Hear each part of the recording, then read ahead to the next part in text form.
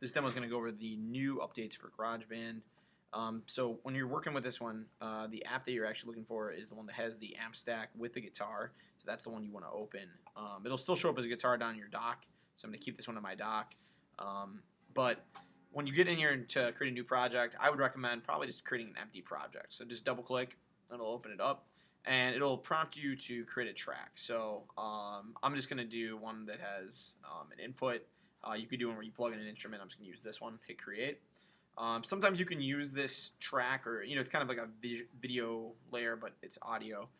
You can use that track sometimes. What we're going to do real quick is just go over here to our loops. I'm going to click on this. Now your loops should be updated. You can see all mine are highlighted and showing. If they're not, you want to download them and then ask a teacher for a password to install those. Basically how these work is you have different categories of sound. So if I want to go into beats and then I click on one, it's going to give me just an example of what that one's going to sound like. So if I like that one, I'm going to bring it out and drop it in. Now, I should be able to move this one. Yeah, that one worked for my audio. And you can see it created a new track. I can delete tracks as well just by hitting the large delete button on my keyboard. I can also go up to the top right here. You can see that I get this little kind of curvy looking circle. That is going to be my continuation. So it's allowing my loop to continue on. So now when I go over here and I hit spacebar to play, you can hear my beat going. Okay, and really the idea here is you want to kind of layer stuff up. So the sound's always going to sound better when you go in here and layer things up. So I'm going to go into beats again, and let's try another one. All right, I'm going to use that one as well, and I'm going to start that one up, like a little bit later. Okay, so and then maybe I roll that one out as well. So let's see what this sounds like now. All right, some other things, really simple stuff here. We just kind of keep bringing in things and messing with, okay, let's go in, bring this guy in, and let's see. Sometimes it won't let you pull the loop out. So if that's an issue, call a teacher, we'll take a look at it. But now I have a couple tracks going here. Each track you can see you can edit. I can turn off the audio so I don't hear that one, or if I want to hear it only on headphones, or I want to go right or left or control the volume level, I can do that, or what speaker that it's gonna, this one only goes in through left, this one, the other one only goes through right. The other thing you can do is you can hit this little keyframe thing right here, and that gives you the ability to fade tracks. So I click on that line, and that's a volume control line.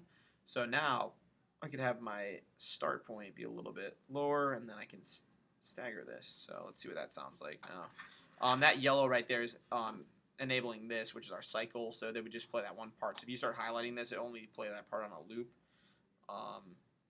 Something you can use as you see fit.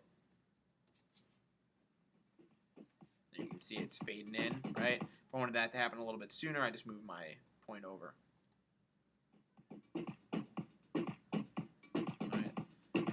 And I can do that same thing for all my tracks. So if I go down here, I start creating keyframes. Right, I want it to start low, and at that point, kind of fade in quickly.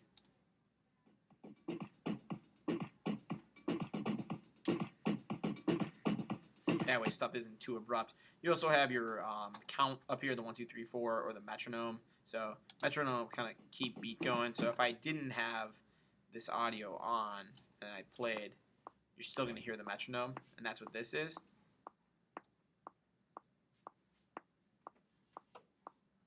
All right, so that's what those are doing. So I'm going to turn these back on.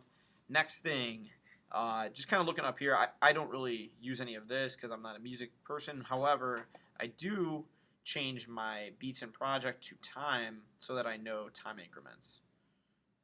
Hopefully that doesn't freeze this up. One thing, there you go. So now I can see, all right, how long is this clip, right? So it's, there's second markings, which for me makes more sense. Okay, I'm going to turn off my cycle.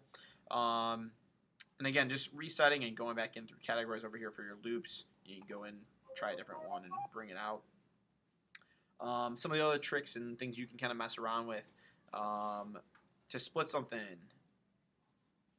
Let's see if this will work.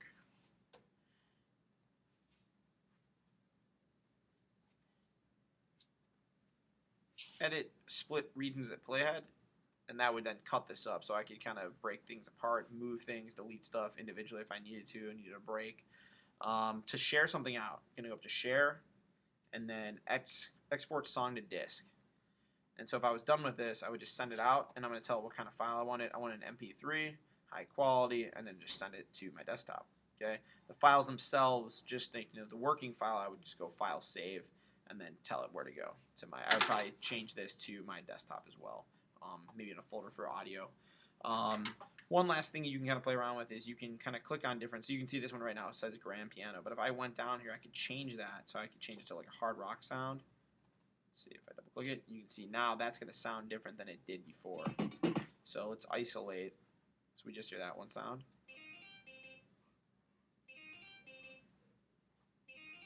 All right, so let's see. I'm going to undo that. So we can see. And you hear that sounds way different now. So try a synth.